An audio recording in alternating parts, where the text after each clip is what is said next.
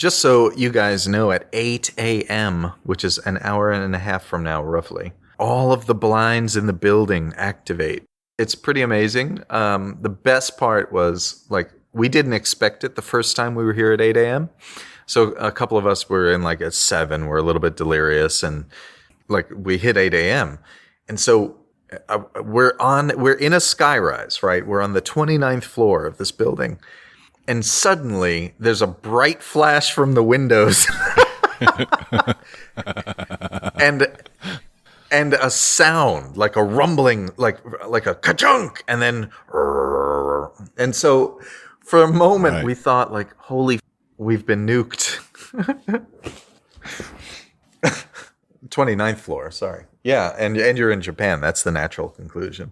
It really got the heart pumping. I'm Phil DeLuca.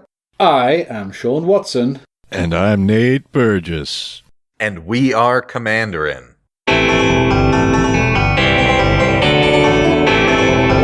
Yeah!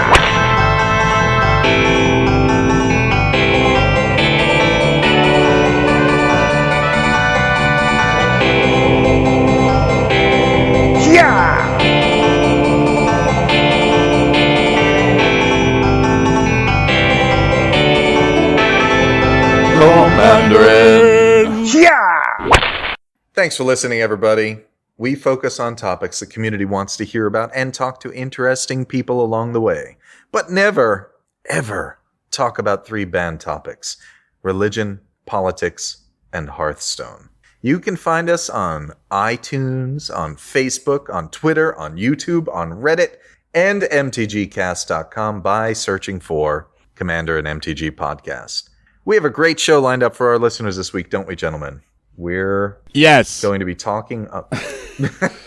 Well, I refuse to comment on how good it will be before we've recorded it, Philip.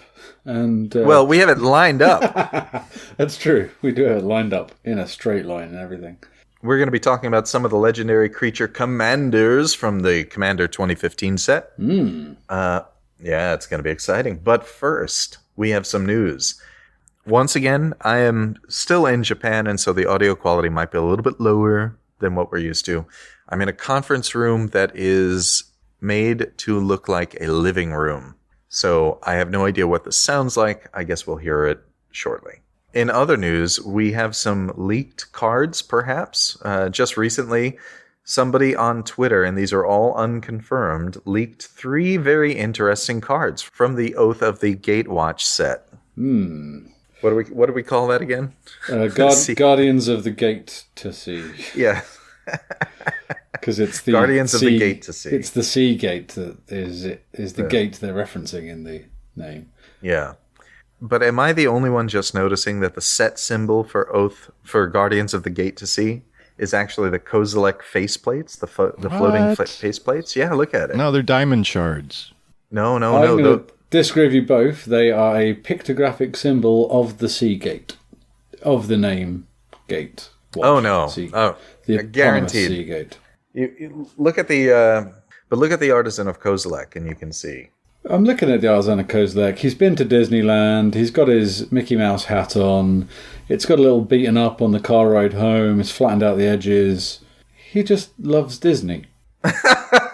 Yes, that is true. He does love Disney. And his little head shape there with the floating hedron-like elements is definitely reminiscent of the Oath of the Guardians of the Gate to See. So these spoilers, are we presuming we're going to take them with a huge, ginormous fistful of salt? Oh, yes. Yes. So the spoilers what we're talking about, you can probably still see them up on mythicspoiler.com. But they spoiled 2 lands and a legendary creature. And the first land it's a full art land, or it's a picture of a full art land. It's called Wastes, and it's a basic land type that produces diamond mana. Yeah, so we can't really say... So is this going to be the symbol for colorless mana? And we now have to refer to what we used to call colorless mana as mana of any color. Well, no, because of the casting cost of the creature. It's got a number, and then it's got shards. Yeah, right. So you'd say 8 of any color plus 2 colorless mana. Yeah, it's 8 of any color. Of any color. And then 2, talking about the Kozilek, we'll talk about his abilities in a second, just his casting cost. So you would have to say he is 8 of any colour, or any mana, and 2, specifically colourless mana. Right. Oh, that's there's something That's to actually that. the simplest way to address this, isn't it? Yeah, and it's still a mouthful. So for years, people have, fanboyed, spitballed. What would they do, guys, if they made a 6th colour in Magic? What colour would it be? Would we have yellow spells? Perhaps we would have purple Magic. What would it do? Is this what they're trying to do? I think so. I mean, if this is correct, right, then this is a very logical way to approach adding a basic land that adds colorless mana, right? Adding a basic land and it adds colorless mana. That's pretty sweet. That's a good interpretation, Sean. So a rules question which would come up into my head in relating to Commander, and this would be one for the rules committee, I guess, but I'd be interested to know what community's opinion on it is. So if I took, let's say, Ulamog the Ceaseless Hunger as my general in a EDH deck, can I put Wastes in as the mana source, even though Ulamog does not have diamond mana in his casting cost, but he does have colourless mana as his casting cost? Yeah, that makes sense. Yeah, the way you've interpreted it, yes, you can definitely use diamond mana with Ulamog, the way you've interpreted it, assuming that there's any diamond mana at all. Yeah, this is all based on the presumption that these are real as opposed to very good fakes. Right. So let's hit these 3 cards and then talk about why we think these might be fakes. And so the next card, Nate, I kind of think you as our resident Eldrazi Titan dude need to read this card. Kozilek, the Great Distortion. 8 diamond. Legendary creature Eldrazi. 12/12. When you cast Kozilek, the Great Distortion, if you have fewer than 7 cards in hand, draw cards equal to the difference. Menace. You need at least 2 creatures to block Kozilek, the Great Distortion. And discard a card with converted mana cost X. Counter target spell with converted mana cost X. Avoid as cryptic as reality itself.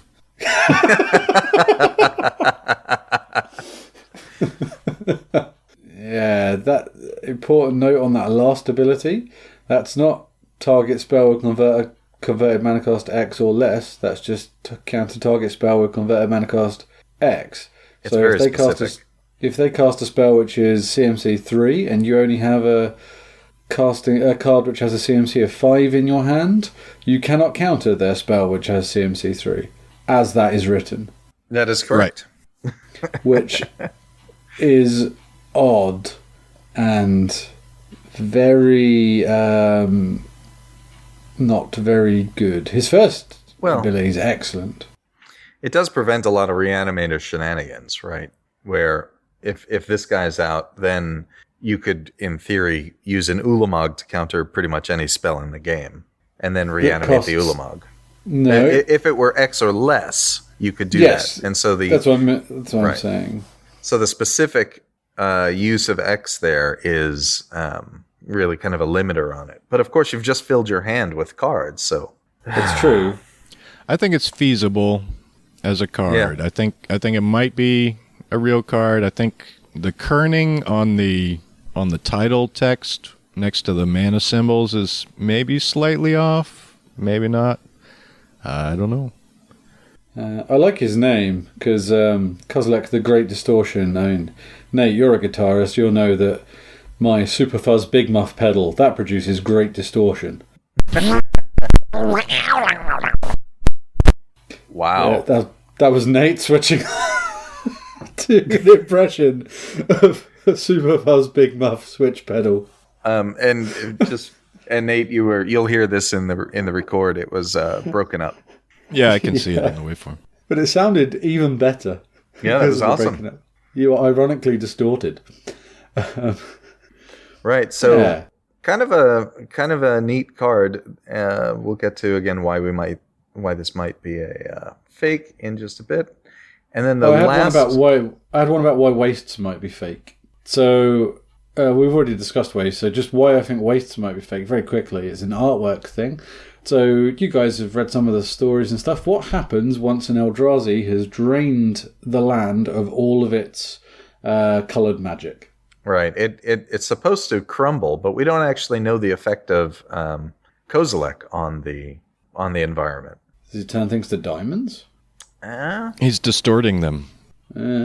Kozilek's great. Okay, so the last card. Yeah, and so this last card is interesting. There's a little mouse pointer in it. I don't know if you saw that.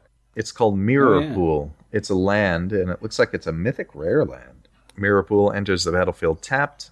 Tap to add diamond to your mana pool. 2 and a diamond, tap, sacrifice Mirrorpool. Copy target instant or sorcery spell you control. You may choose new targets for the copy. 4 and a diamond, tap, sacrifice Mirrorpool. Put a token onto the battlefield that's a copy of target creature you control. And I think we should be calling this Riku Pool if it's in fact a card. So if you can't spend mana from a coloured mana source to create diamond mana, that card's not that amazing. If you can spend any mana to create diamond mana, or anything from a colourless sort of land source to create diamond mana, that card's great. Yeah, but again, it's pretty limiting. I mean, it's fairly easy to recur land. So I don't think those abilities are too out of whack. And if you can only spend diamond mana on diamond mana, then it's still not bad. But it is very parasitic. So far, what we've seen with the Kozilek stuff from Battle for Zendikar was he was the red-blue kind of vibe. A lot of his spells were the red-bluey ones. I know there weren't a lot of them, but the ones that were there were all red or red-blue. And that first ability, not the producer mana ability, but the first activated ability is a very red ability, and the second ability is a very blue ability. Clone and copy instant or sorcery. Yeah, it's good. I think you're right. It definitely speaks to Kozilek's potentially being blue and red based, or at least affinity for blue and red. Because Ulamog was black and green? Like a lot of his better spells were black or green, I felt. Black and red? Yeah, it was certainly black. Maybe Ulamog's the blue guy, and Emrakul isn't here. Yeah. Strangely absent. Yep. So why we think it's a fake, we've already kind of talked a little bit about it. In part, you always have to take very early leaks like this with a grain of salt, as Sean was saying, fistfuls of salt.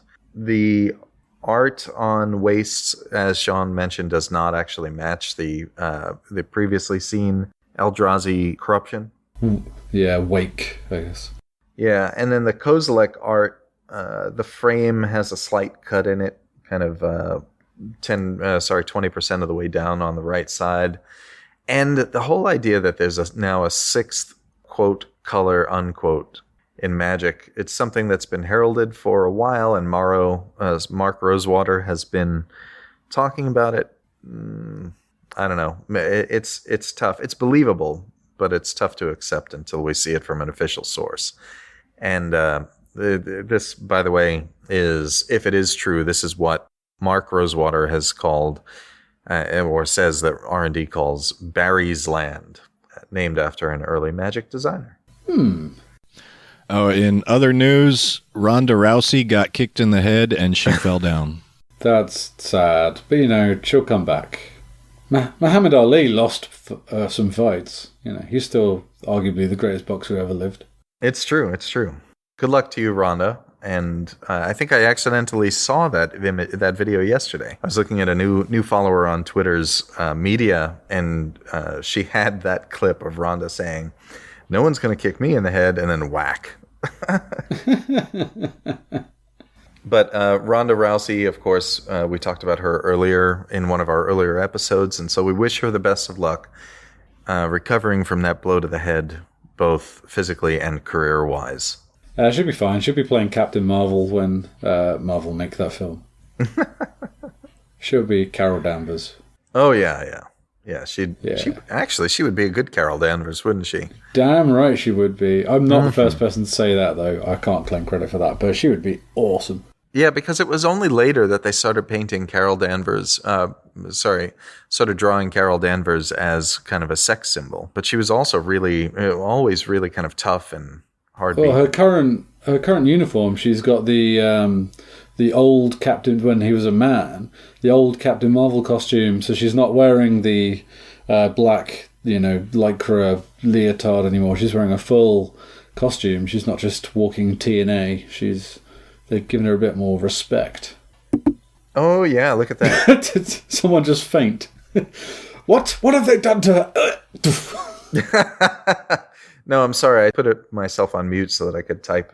Oh, right. Yeah, look at that. She's wearing that. She does look a lot like, oh, God, I just lost it. The woman from Natalie Battlestar. Dormer. Oh, yeah, what's she called? Starbuck is the character, if I can't remember her the actress's name. She looks a bit, I can imagine Natalie Dormer from Game of Thrones. Katie Sackhoff. That's it. Katie Sackhoff. Katie yes. Sackhoff. She does, in the latest art, at least the one that popped up here, she does seem to look a lot like Katie Sackhoff, doesn't she? I wonder if they're telegraphing that. That latest art is relatively old, though, if you know what I mean. They've been drawing her that way for a while. Yeah, but different artists. I mean, and this goes all the way back to the lots of... What a weird costume she had, now that I look at it. That's crazy. Hey, guys, quick question.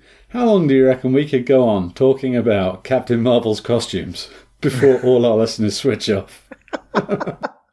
All right, that's a good point. So our main topic this week, we took a look at 3 of the new legendary creatures from the Commander 2015 set and brewed with them. The ones we picked kind of represent the play style we enjoy. Nate has a brutal infect deck. I've got a deck that becomes a very large club, and Sean has a very tricky deck that becomes a very large club too. Yes, I try and problem solve with this deck, with tricky things. It's important to note that these are not necessarily budget brews.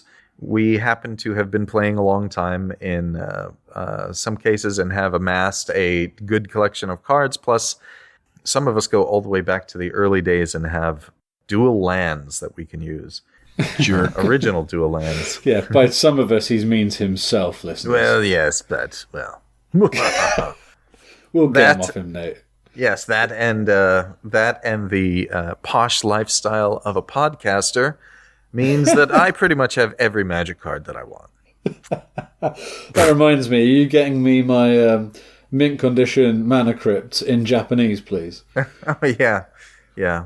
In fact, I've already picked up 3 of those, 1 for each of us. Oh, thanks, Phil. That's beautiful. Hang on. I've seen a photo of that. That's not signed. Put it in the bin. Well, if you hold on just 1 second, Sean, I will tear this card. Goodbye, unsigned Mana Crypt. Make sure you go right through the middle so it's really unfixable. Gone. Bin it, rich boy. Oh, actually, yeah. I forgot that I brought all 5 decks with me. Just completely forgot about it.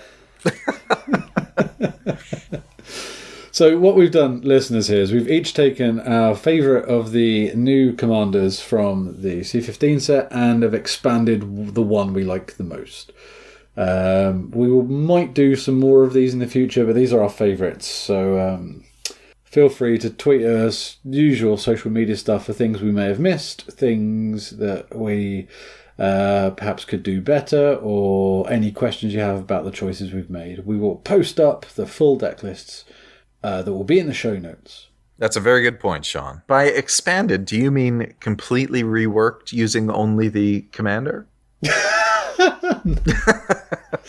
In the case of my Daxos deck, yes, but I'm not talking about him today. Oh, I see. Yeah, so who did you start with? Let's name our commanders. I started with Mazirek, the Kraul Death Priest, the black and green commander. Who did you use, Sean? I used Karlov of the Ghost Council. Mm-hmm. And Nate? I used Ezuri, Claw of Progress in blue and green. Mm-hmm. And again, this kind of reflects each of our play styles. So what I'll do, since yours, I think, has a lot more play in it, both of you, I'll just start with mine. Mine's a work in progress. I've played exactly one game with it, and that was just before recording while you were fixing your mic, Sean. Yeah. With Mazirek, I went with the obvious sacrifice theme. Every time any player sacrifices a permanent, you put a +1/+1 counter on each creature you control. And that gets out of hand pretty quickly. In fact, to the point where Mazirek is clearly boosting the team, but he also kind of turns into a Voltron commander, right? So while he's boosting the team, it's every creature you control, so Mazirek just keeps getting more and more counters. If you have some way to protect him for a couple of turns, this deck is sacrificing so many things so often that Mazirek becomes a real threat unto himself, and then any sort of group trample enabler means that you generally get to come across the line with multiple 8 or 9 power creatures. It's ugly. Yeah. And like I said, I've only played one game with it, but Strawberry Fielding kind of demonstrated what Nate ran into, where if I can stay alive long enough to get any sort of decent army up, it gets out of hand. So to play to this, I pulled a lot of the old familiar sacrifice cards, right? Even kind of the original one that you've heard us and, of course, our friends at the Command Zone refer to these as edict effects, right? And that's Diabolic Edict. So for 1 and a black, it's an instant. Target player sacrifices a creature. If you have any of these other edict effects out, like Gravepact and so forth, then you can even shoot your own creature or force yourself to sacrifice a creature and get multiple counters off of that. And Gravepact, of course, is wonderful. So whenever one of your creatures dies, the other players have to sacrifice a creature. And remember, each permanent that's sacrificed generates a +1/+1 counter for each of the creatures on your side of the board. So what is Gravepact but a slower Dictate of Erebos, which is in turn a enchantment version of Butcher of Malakir. All of these are kind of forced edict effects, and they go really well with Gatekeeper of Malakir, which again allows target player to forces target player to sacrifice a creature if it's kicked. Our friends Fleshbag Marauder and Merciless Executioner and Slum Reaper all have a role in this deck, and they, of course, are just serving to put 1 or more counters on each of your creatures. And you think about it, in a 3-player game, a Fleshbag Marauder actually represents each of your creatures getting a permanent +3/+3 bonus. I can't help but giggle. It's just very funny. And then I added some buddies in here that are, really counter enablers. And it's, of course, doubling season. I only have one of those, but I'm happily putting it in every one of my green decks that uses tokens or counters. Corpsejack Menace, a card that we don't hear very often. I considered putting it in the Mimeoplasm at one point, but there aren't enough counters in my version of the Mimeoplasm. But in this deck, it's fantastic. For 2 and a black-green, you get a 4/4 fungus creature that says if 1 or more +1/+1 counters would be placed on a creature you control, twice that many +1/+1 counters are placed on it instead. Hello. That goes very well with the new card, Bloodspore Thrinax, which was a command cast spoiler, I think. And if I got that wrong, we can delete that. Bloodspore Thrinax, that's the new 2 and green, devour 1. Each other creature you control enters the battlefield with an additional X +1/+1 counters on it, where X is the number of +1/+1 counters on Bloodspore Thrinax. Fairly new card, Hardened Scales. If 1 or more +1/+1 counters would be placed on a creature you control, that many +1/+1 counters... that many +1 counters are placed on it instead. Yeah, that's a difficult sentence to read. Yeah, I gave up on it. And that's, of course, an enchantment for 1 green. So like turn 1, you drop one of these, and then you get Mazirek out, and the good times roll. Vigor. These are in my category of things what add +1/+1 counters to my team. Vigor, of course, is an elemental incarnation, 3 and green, so a little bit hard to cast, but when you do, ooh boy. It's a 6/6 elemental incarnation with trample, and if damage would be dealt to a creature you control other than Vigor, prevent that damage. Put a +1/+1 counter on that creature for each 1 damage prevented this way. And when it's put into the graveyard from anywhere, shuffle it into your library. That's a lot of fun, guys. Don't sell it short. Yeah. I've run Vigor in Garve and a couple of other bits and bobs. It's very powerful. The worst it does is creates a lightning rod, so someone leaves the rest of your team alone, then you're doing fine. Yeah. Yeah, I put him in Gruul decks, and after I play him, I play Blasphemous Act. Wow, you are something else, Nate. By the way, Vigor is awfully fun when cast with Flash in response to an Alpha Strike attack by one of your opponents. Yeah, the last of my +1/+1 enabler, dedicated enablers, is Wave of Vitriol for 5 and green. It's a sorcery. It was released in the last Commander set, 2014.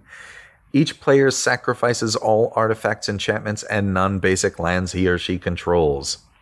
And then some other stuff, but that doesn't matter because all that matters is that there's a massive wave of sacrifices being performed, and Mazirek puts a +1/+1 counter on each of your team members for each of those permanents sacrificed. It's wonderful.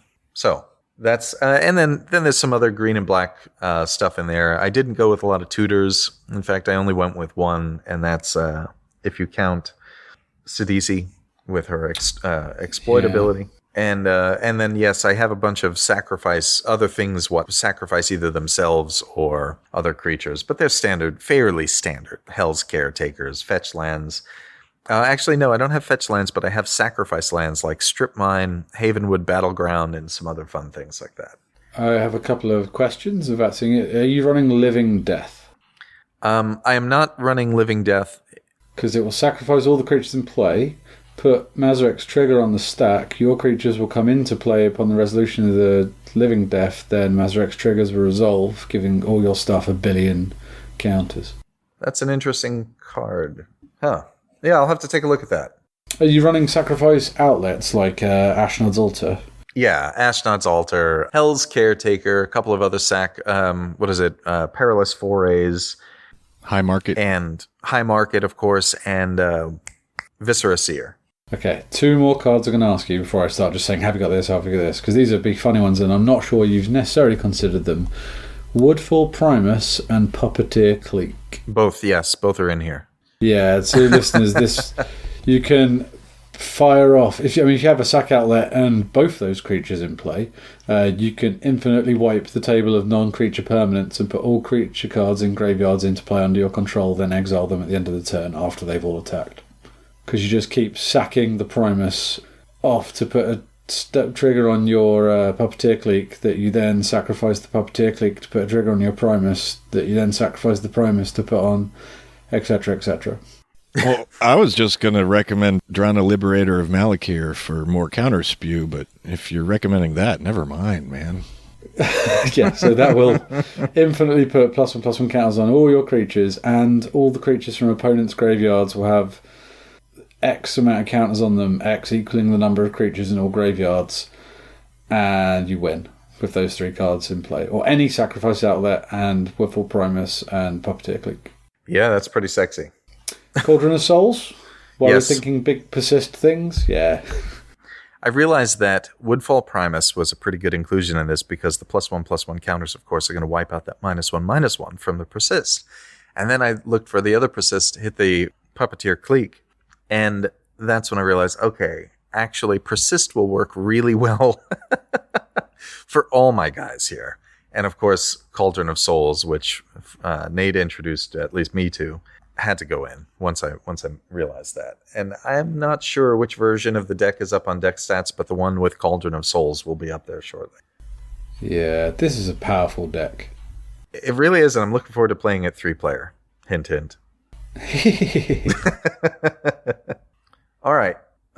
So I'm sure our listeners have lots of additions to this, and I only named, 12 cards or 10 cards or something like that. And there's 90 more in the deck. So go take a look at the deck list and give me what critiques you have. I know that a couple of our listeners, Chris Thacker and Johnny Crass, right? I think they've got Mazirek decks. I know Johnny certainly has opinions about the next one we're going to talk about. Yeah. So the next one is my choice, which is Karlov of the Ghost Council. So I'll quickly read what he does. He's a white and a black for a 2/2 legendary creature, Spirit Advisor. Whenever you gain life, put 2 +1/+1 counters on Karlov of the Ghost Council. For a white and a black, remove 6 +1/+1 counters from Karlov and exile target creature. So the theme I was going for was twofold. One, to exploit the gaining a life and eventually get through either enough commander damage with Karlov himself or exile enough creatures that I can get through the rest of my army. Or playing quite politically and build up a slow game and sort of grind everyone down with the Orzhov extort mechanic. And then eventually it will get to a point where everyone's on quite low life, I've been keeping my life topped up, and I can sort of subtly take the win that way.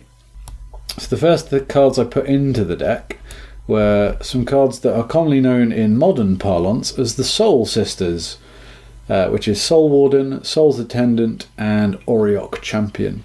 These are all cards that two of them are identical. They're 1/1 creatures for 1 white mana, which when another creature enters the battlefield, you gain 1 life. And Auriok Champion is 2 white mana for a 1/1. It's exactly the same card, but it has pro black and pro red. So what you can do with these, and I was doing it the other night, turn 1, play a Plains, cast 1 of these guys. Turn 2, play a Swamp, play Karlov, and him entering the battlefield triggers his own ability at that point, because the Soul Warden gives you life once he's entered the battlefield.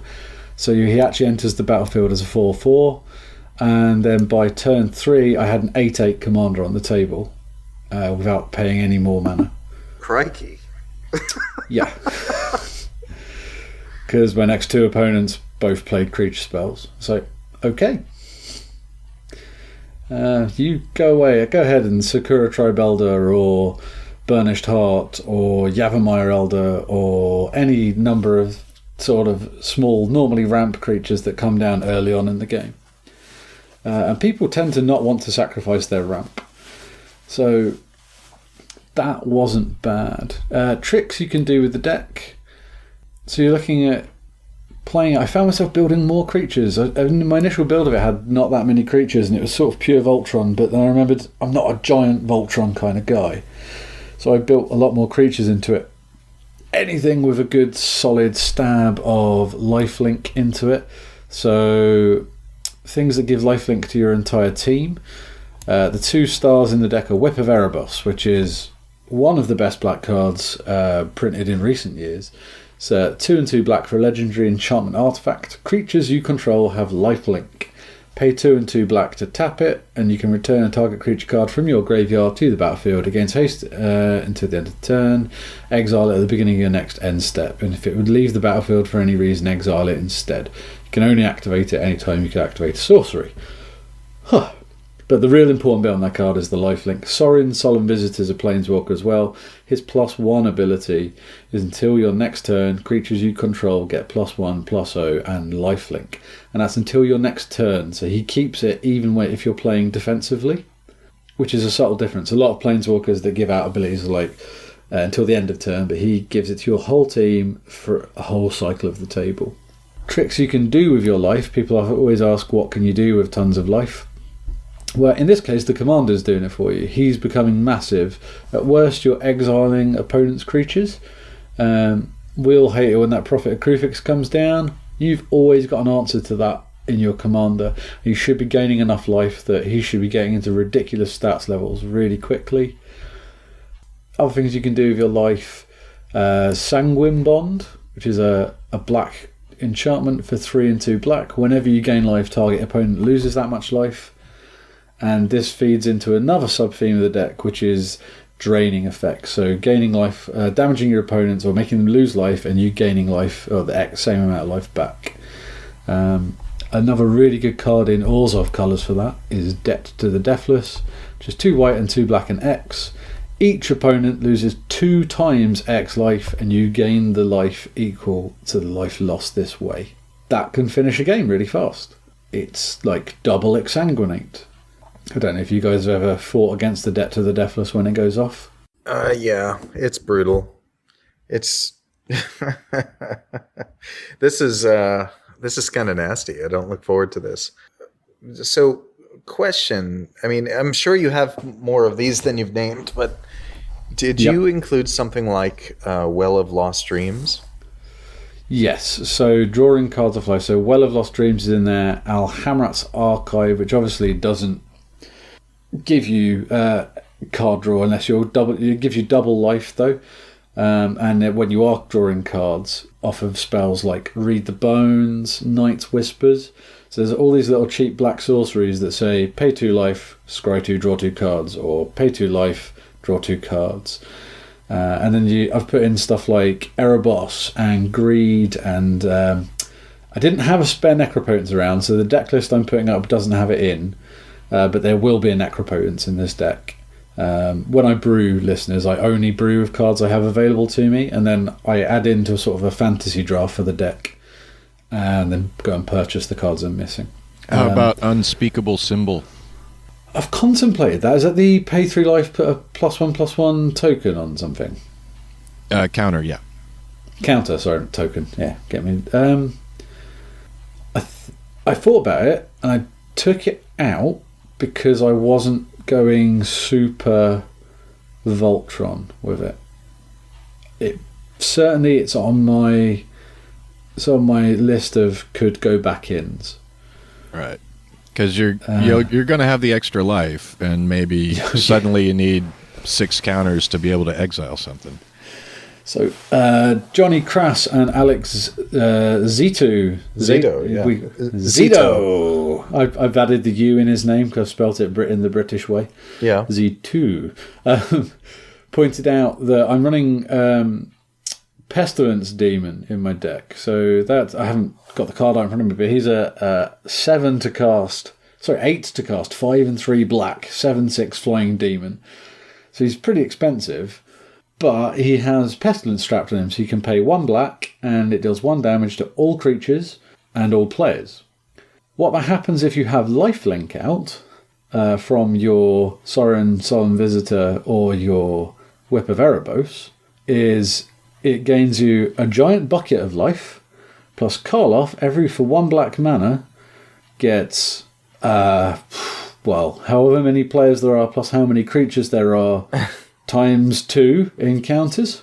Yeah, that's... he was using... he cited Thrashing Wumpus, which is just such a fun card, but you have to include this, even if you've already made room for... even if you're out of room, Sean, I think you need to put Thrashing Wumpus in, just so you can say Thrashing Wumpus when you cast it. Thrashing Wumpus. I want a Thrashing Grumpus. I've jammed in a couple of cheaper Extort guys as well. Extort, for those of you that don't know, was a Ravnican mechanic, the Orzhov mechanic from the Return to Ravnica block, which was whenever you... Yeah, it's a really subtle effect as well. People don't tend to get too angry about it until it's maybe a bit too late. But it's any card of Extort has, whenever you cast a spell, you may pay a white or a black. If you do, each opponent loses 1 life and you gain that much life. Which means every time you cast a spell, pay an additional 1 on it, and Karlov gains... So he only gets 2 counters on him because you gain all the life as 1 instance. Yep. But, I mean, who wouldn't like things that say pay an additional 1 when you cast a spell and put 2 +1/+1 counters on your commander? The champion Extort card is Pontiff of Blight. And what he does, he has Extort, but he gives all of your creatures Extort. Yeah, so it's glorious. If you've got a few creatures out and you play any spell whilst you've got the Pontiff out, you can just pay X, where X is the number of cards you've done. Creatures in play that you control, and put that many times 2 counters on Thrashing Wumpus. Phil, you've got Wumpuses on my brain. Yay! Now, 2 cards that are in the deck that I contemplated their worth. Now, one of them I think I made up on, but one of them definitely not. Where I wanted to know your opinions on was Shattered Angel and Purity. Now, Shattered Angel I'm actually decided I think is good enough to be in the deck. It was its casting cost that put me off, but it's a 5 mana, 3 and 2 white for a 3/3 flying angel. Whenever a land enters the battlefield under an opponent's control, I may gain 3 life. Yeah, that goes in. Yeah, I thought so too. Now, this one I'm not 100% certain on, because I think it just gets killed by... It does what Vigor does, So it's Purity. So it is in fact another one of the elemental incarnation cycles from the Lorwyn block. It's 3 and 3 white for a 6/6 flyer. So it's not too bad. A little tricky to cast with the triple white. But if a spell or ability would deal damage to you, prevent that damage, you gain life equal to the damage prevented this way. Now the Oracle text is whenever a card deals you non-combat damage. You prevent the life damage that way. Now you gain life equal to damage prevented this way. Are people just going to blast Purity?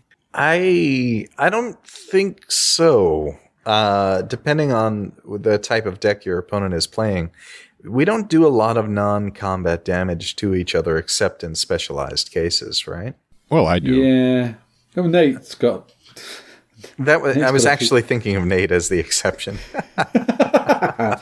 But listener Pete does, and I've certainly seen, I think, friend of the show Nick Jaragoski go off with some non-combat damage. But if you've got a burn spell in your hand that's going to burn everyone, you might, and you're playing with burny kind of stuff, you're going to burn out Purity first, aren't you? Yeah. I guess if there was a card up on the chopping block, he might be the one, or it might be the one, rather than he. I guess so. I mean, the impact is going to be fairly... So it's not going to be a fairly beneficial card to you either, because we're not, again, doing a lot of non-combat damage to each other. It's only if you have something like a Pestilence deck or a Ping deck or a dedicated Burn deck, right? I just don't... Maybe I should put Pestilence, the enchantment, into the deck as well as the Pestilence Demon, but then am I filling up spaces in my deck for a sub theme? It's just pure luck at that point, or does it count as a sort of second version of... Oh, do you know what I mean? Do you have Divinity of Pride in? Take out your tutors, but leave those in. So my tutors are currently ranking at, I'm just looking at it for you now, 0 tutors in this deck. Ooh. I've been doing that on purpose lately, yeah.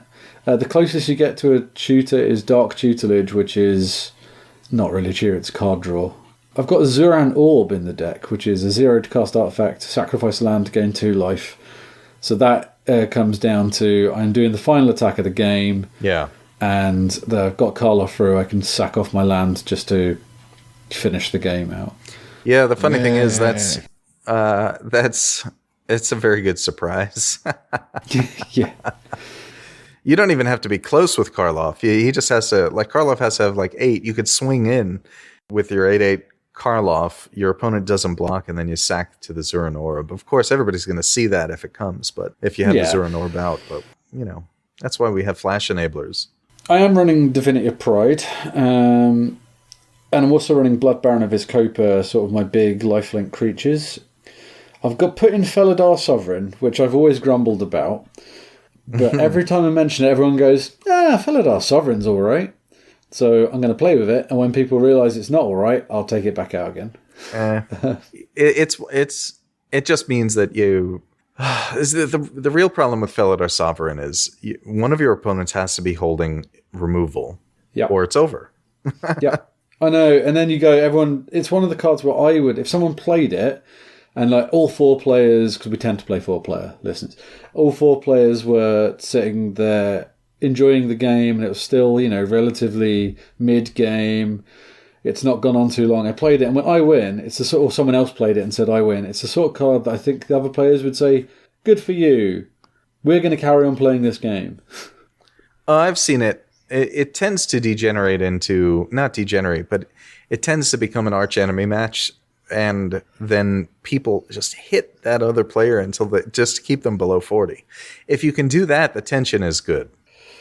But there's an enchantment version of it as well, called Test of Endurance, which you need 50 life to win instead of 40. And I didn't bother putting that in the deck either. I've got a few big, just sort of good creatures in the deck, like a Chroma Angel of Wrath, which could be cut for something more relevant. I put a Serra Avatar in, because if you're doing life gain, who doesn't want that creature? I notice you're not running Serra Ascendant. Is that a deliberate choice? I only own one, and it's in my Selvala deck, so the replacement Serra Ascendant is the much crappier but quite similar Transcendent Master. Yeah. I've got Tithe Drinker, because it's just a cheap little lifelink creature with Extort on it. And the Vampire Nighthawk, which is literally one of the best cards ever printed. Yeah, so I think I might cut the Felidar Sovereign. I'm not sure what to put in, though. No, I wouldn't cut it. Just play with it once. I would just... No, don't even play with it. Don't restrict yourself in how many times you play it. It just ends the game, and it gets a new game started, right? And if everybody looks at it and goes, well, you've won, have fun making tea, or whatever you Brits say. That is what we say, yeah. Then so what, right? But more than likely, it's going to generate a lot of effort to keep you below 40 life, and that's just a lot of fun. Yeah, so. I'm running all 3 Sorins. Yeah, I saw that. Which is my second deck in a row, which runs every version of a Planeswalker in it. I've got a white-green deck that runs, well, that it can run because there's a white-red one, but my white-green deck runs every Ajani. I was like, Sorin's so cool. He's like the quintessential white-black guy. It doesn't run a Johnny Vengeance.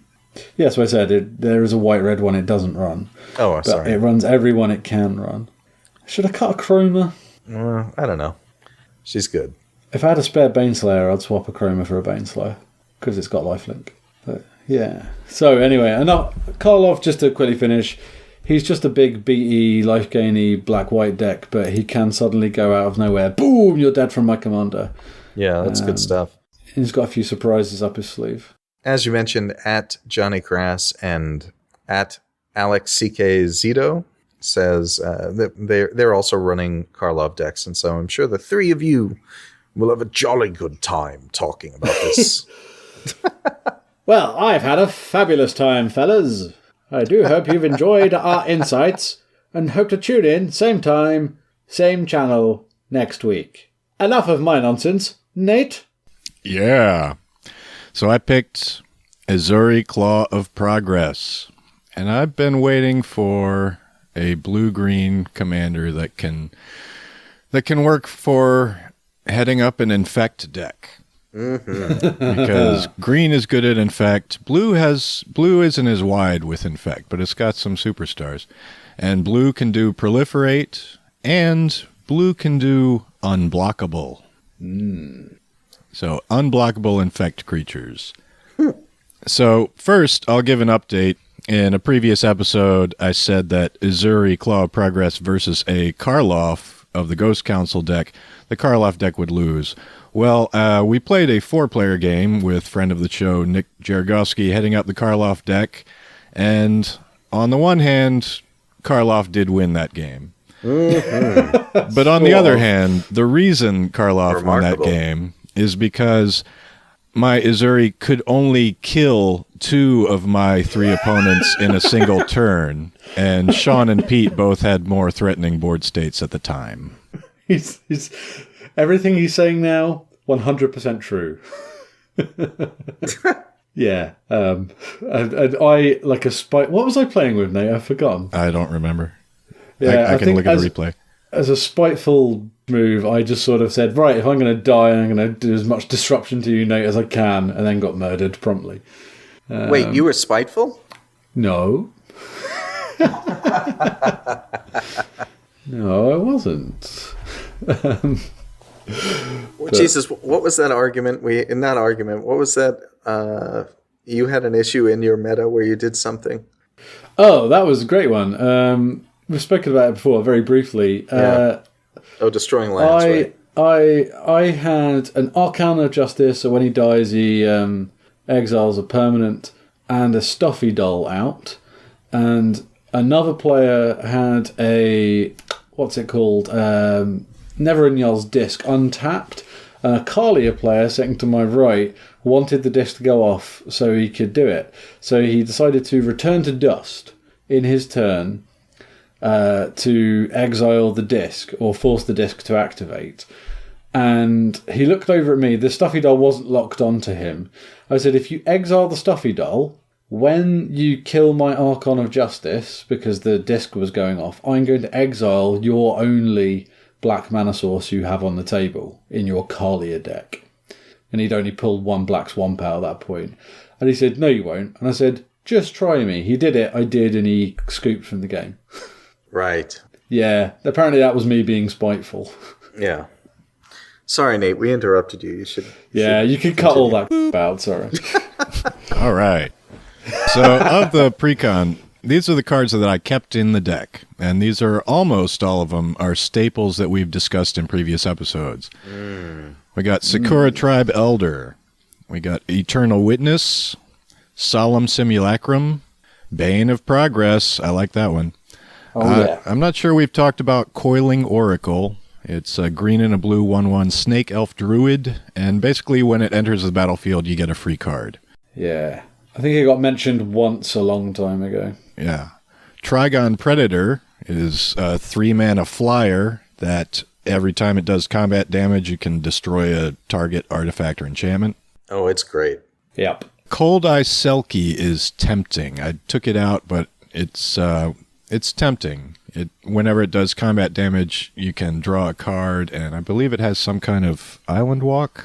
Yeah, I think it has island walk. It's a staple in all the Edric Spymaster decks. Right. As far as spells go, Kadama's Reach, of course. Arachnogenesis is a new favorite. Great new card. We got the Soul Ring and the Swiftfoot Boots. As far as lands, I'm keeping the Command Tower, of course.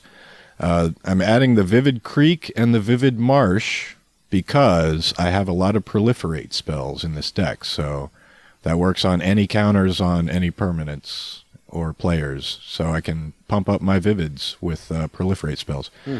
The basic forests and islands. Oran Reef the Vastwood, we've talked about that one. And there's a Simic version called Novagen Heart of Progress, which is very similar to Oran Reef the Vastwood. Now, as far as the cards that I added, there are, I count 15 blue and or green and or colorless creatures that have Infect built in, and they have power less than or equal to 2. So look them all up, throw them all in there. I added a couple of clones that I liked, Phyrexian Metamorph and Gigantoplasm, and there's more options that you can add in for that. Cheap green mana and ramp dorks, like the single mana elves that tap for green, the Quirion elves that can tap for green or blue. I'm counting Yavimaya Elder in there. There are 6 cards that have some kind of proliferate ability, and there are 6 cards that have some kind of unblockability. One of them, and I'm going to suggest this for Phil's Mazirek deck as well, Champion of Lamholt. Looks pretty innocent. Green and green. It's a 1/1 human warrior creature. And creatures with power less than Champion of Lamholt's power can't block creatures you control. And whenever another creature enters the battlefield under your control, put a +1/1 counter on Champion of Lamholt. And at the start of combat, Ezuri dumps 5 or 6 counters on Champion of Lamholt. And then all of your opponents need to have power 8 creatures or something to be able to block anything you have. Now there's another creature that's on the edge of being cut simply because its power is 3, and it's the highest power creature I have in the deck. Archetype of Imagination, 4 blue, enchantment creature, human wizard, 3/2. Creatures you control have flying. And creatures your opponents control lose flying and can't have or gain flying. So it basically makes all of my Infect creatures unblockable to everyone. Have I ever introduced you to my Asian friend Sun Quan, Lord of Wu? Oh, yeah. What's his power? Let's check his power. He's a 4/4, but if you're running one of these effects, you might as well run 2. Also, Nate, I know you're a big fan of cards, because I know I am too. Big fan of cards that when you cast them, all your opponents go, "Oh," and he is absolutely one of them. All right. Yeah, he's kind of cheaty. Well, how is he any different to the Archetype of Imagination? In fact, he's worse than the Archetype. Well, because Archetype is, at least it gives your creatures an ability that everybody knows about. Horsemanship is so cheaty. I use it too, don't get me wrong. But it's basically, hey, all your creatures just became unblockable. What are you guys going to do about it? Phil, that is exactly what Archetype of Imagination does. Yes, except it has flying and so is vulnerable to things like Hurricane or Plummet and so forth. Look, not that there are tons of spells in Portal 3 Kingdoms that target horsemanship, and if you're not running them, that's your fault. That's true. What would you call Reach for horsemanship? I don't know. Whoa there, buddy. Yeah, whoa. Lassos. Terrifying to animals. Unnerving. Unnerving. That's great. Unnerving. Hey, so Nate, just since it's Throwback Thursday, are you running a Marsh Viper? Let me check. 3 and a green creature snake, 1/2 creature snake, and whenever Marsh Viper deals damage to a player, that player gets 2 poison counters. I don't think so. I think it doesn't work with Ezuri's counters. I had the same problem with Virulent Sliver in that they don't have the word infect on them, so all their damage is not automatically converted to poison counters. So if Ezuri puts 1/1 counters on them, it doesn't give them more poison. Right, and so you don't have any infect granters, do you? No, everything that I need already has infect. Yeah. Trust me, I fought against it. It's fine. Yeah. So for the rest of the deck, there's Simic good stuff, and there's lots of options here. Prophet of Krufix has power of 2. Vorl of the Hulklade. He's surprising when he comes out. Yeah, he's good. Reclamation Sage is a standard. And then there's Cyclonic Rift, Rite of Replication, Washout. I found one enchantment that's kind of interesting. Bred for the Hunt. 1 green, blue. Whenever a creature you control with a +1/1 counter on it deals combat damage to a player, you may draw a card. That's nice. So Yeah, it's not bad. It's been kind of underwhelming so far, but I'll try it out more. Some other things to consider. Momir Vig, if you want some creature tutoring. There's Kiora. There's the other Kiora.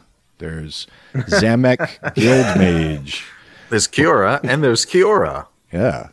Don't forget Kiora, boys. So Zamek Guildmage, not Simic, but Zamek with a Z. He's an elf wizard 2/2, costs a green and a blue, and he's got abilities. Green and a blue, this turn, each creature you control enters the battlefield with an additional +1/1 counter on it. Next, green and a blue, remove a +1/1 counter from a creature you control to draw a card. Very nice.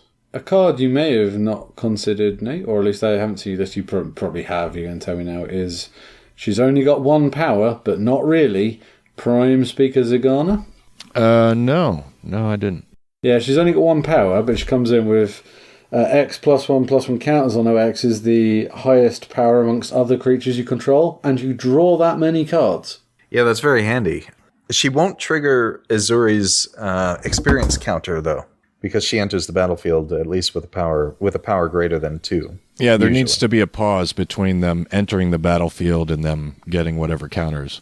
It's why Master Biomancer doesn't work with Ezuri's triggers. Like, once a Master Biomancer comes on the field, none of your creatures will trigger Ezuri anymore for experience counters. That's quite funny. Have you thought about... Well, just quickly mentioning Zagana, she's still worth it, I think, just to be able to go... Because your creatures, you're generally making one very big, powerful creature... to then just go, I'm going to draw 6, 7, 8 cards and have a big blocker defending left over with it is really, really good. Have you thought about stuff like Simic Manipulator? Like other creatures that use +1/+1 tokens in those colours for your advantage? No, it's my deck is more straightforward. It's You're just staying pure. pump them up, make them unblockable, and smack them. Yeah, it was good at that. Thassa, I presume you're running Thassa. No, I forgot Thassa. Oh, mate, Thassa should definitely be in that deck. How about Scry the 1's Bident? brilliant. How about Thassa's Bident? No, I didn't do any Thassas. Let's see. Oh, the God should absolutely be in that deck. I'd use Thassa, God of the Sea. Let's put that in there. Yeah, she's still one of my all-time favourite Magic cards. She's whenever I build a blue deck, she goes onto my deck, like just staples. There you go, she's on there. I think I own like 7 copies of her. I think I might have a problem, guys. I just love mer women. Don't worry, Thassa. I'll buy you a new Bident. That other mer woman stole yours, but it's okay. Sean loves you. So not mentioned it. So this is the only one of the experience point commanders that we've discussed. Having fought against this deck, the experience points get really out of hand really fast. Yeah, they do. And because you can do nothing to get rid of them other than kill Nate or restart the game with Khan Liberated. And Ezuri triggers in the pre-combat step, and so in the attack step, not in his upkeeps, and Nate gets to cast him and still uses his ability on the turn he casts him. It feels like this, ironically, an inexorable tide of death that's just going to keep coming at you over and over again. Oh, I have Inexorable Tide in the deck. Yeah, that's why I mentioned it. But it feels oppressive and in a good sort of, fun way. But it feels like, oh my God, what am I going to do? And it's all got effect as well. And bloop, what can I do about this? And the only answer is to try and kill the player who's built up all the XP points. Well, it's your own fault for not running Melira Silvok Outcast or the white sorcery leeches from Homelands. Melira has gone into my Selvala deck, actually. And leeches, as we all know, is 1 ghost piece, 2 sunbursts. Oh, everyone likes them. 1 ghost piece and white for target player loses all poison counters. Leeches deals that much damage to that player. So, very nice. I mean, we all run that, don't we? Oh, yeah, I run 6 of them. Yeah. Yeah, and all my white decks. Oh, wait. You have 1 white deck that I can think of. Not including Reaper King. All your white decks when you're facing yourself. Cards I need to buy. Necropotence, Baneslayer, Angel, and Chroma's Memorial. I just hate money. Nate, that's a fantastic deck. I look forward to playing it one more time. Only one more, though. I look forward to playing it again. Yeah, look, Nate, I look forward to playing your deck in a 3 or 4 player context. That should be pretty fun. Yeah, it is good fun. It does feel a bit like Arch Enemy, though. Well, I'm used to playing that way. Me too. What's wrong with us, Nate? Why can't we make friends? We should team up like a couple of old bitter men. It's like, they all hate us, but they don't understand. So, listeners, aside from commenting on the deck list, which will be up in the show notes here, which we'll be putting on deck stats rather than tapped out because we prefer deck stats for some reason. It's just cleaner. What of the new 10 commanders how have you expanded them? What cards? I'm particularly interested in Mizzix personally. Any of the others you're interested in brewing next, guys? Like I said before, I'm looking at converting my Carador Shadowborn Apostles to a Marin of Clan Neltoth Shadowborn Apostles. That's going to be good. Yeah, that's pretty exciting. I was actually looking forward to building a Daxos deck, but the more I think about it, Daxos goes into a Carador Enchantress deck. Yeah, I've been playing with the Daxos deck a bit, Phil, and if I'm totally honest with you, I don't think you'd enjoy it because I think you've already got a better version of the same deck. Oh, with Karametra? Yeah, I think you'll just be going, why did I bother putting time into this when I've already done this before in a more successful way?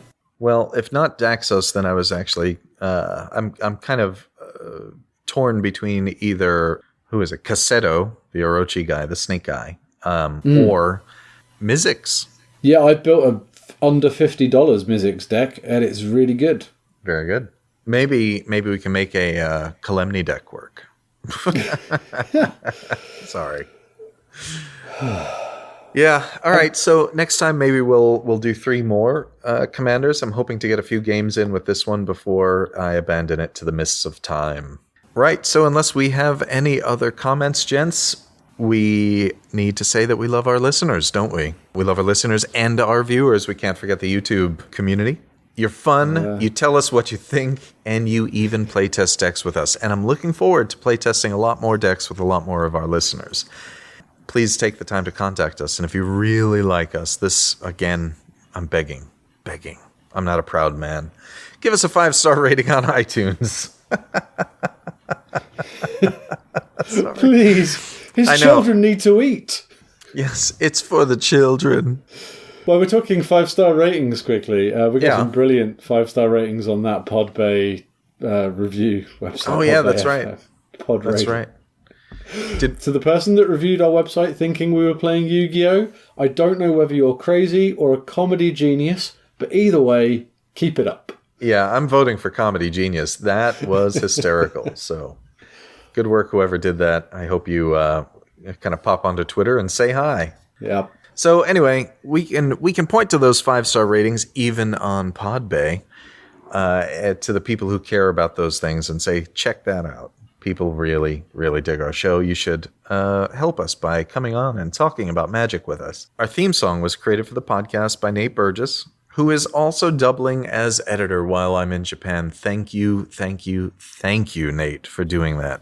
Yay. It's frankly been better the last couple of episodes than I would have managed, and I didn't want to say. And believe me, like, my work schedule is crazy, and then because we're in Japan, the team takes up a lot of time outside of work, and you've been really saving the day there. Thank you very much, Nate. All right. Yeah. All Hey, right. Let's do a Nate impression. Wait. And also, listeners, we allowed this to pass by, but it was Nate's birthday recently. I won't share the exact date, but happy belated birthday, Nate. All right. I'm older. We can't sing the happy birthday song, so... We can. It slipped into public domain, but I understand what you mean. We really can't sing that, can we? No. So I'm just going to say, well done. You are 1 year closer to your inevitable death. Yeah. Yeah. But that's how we tell our 5-year-olds happy birthday in England. Well, you have to prepare them for a lifetime of misery, which is, living in someplace like Leeds or... That is damn true. And I buy all my cards from Leeds, so I have to go there. Oh, my God. What's that Nate, horrible industrial town in the south? Oh, wait. There's a few of them. Yeah. The Stevenage, which I grew up in, which is like a concrete hole that went off, and then they rebuilt the concrete hole as a specific way of designing gang warfare. Hi, people in Stevenage. Nate, how old are you now? Or is that a closely guarded secret? Yeah, I can't tell you. Nate has been rounding to the nearest century for quite some time. Like, he only measures his lifespan in centuries now. Individual years, too brief for him to actually count. Here comes the nuke. Yes. Okay, in which case, if the nuke is coming, the Japanese nuke that's going to destroy Phil, who created our logo for the podcast? Our logo was created for the podcast by Mr. Picto at mrpicto.co.uk with assistance from Kelly DeLuca. That's good. Are there any special thanks for anyone, Phil? Why, yes. Special thanks to Tech Whizzes Jesse Thompson and Graham Frank, and to Justin for his server space. Is there any way you can reach us, Phil? Is there any way I can reach us? No, anyway. Well, if I needed to reach us, Sean... If you needed to reach us, Phil. Yeah, if I needed to reach us, Sean, I would just go to our website at commanderin.mtg.com or write to us at cast@commanderin.mtg.com. But what if I was just looking for us? Where would I find us? Sean, I'm so happy you asked. You could find us on Facebook, Twitter, YouTube, mtgcast.com, iTunes, and Reddit by searching for Commanderin MTG Podcast. That's very intriguing. But let's say I didn't want to talk to all three of us and just wanted to tweet maybe at us individually. Oh, well, individually on Twitter, I'm at Ketjack. Oh, that's good. I'm at Copain26. Nate? I'm at Mr. Plorg. And that, gentlemen, I think... Oh, there's the nuke. Wow, it's such a... I should have video recorded it. And in the event of thermonuclear war, which Phil is currently experiencing, that is our show.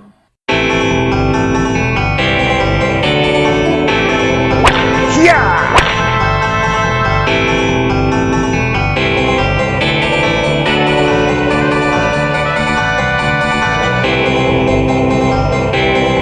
Yeah!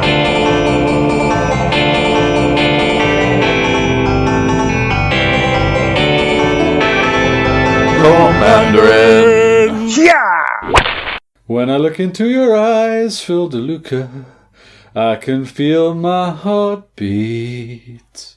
It says, should we play Commander? And that would be so sweet. Can you get 100 cards out, but none of them duplicated? When I think of you playing Commander, I just... Ooh.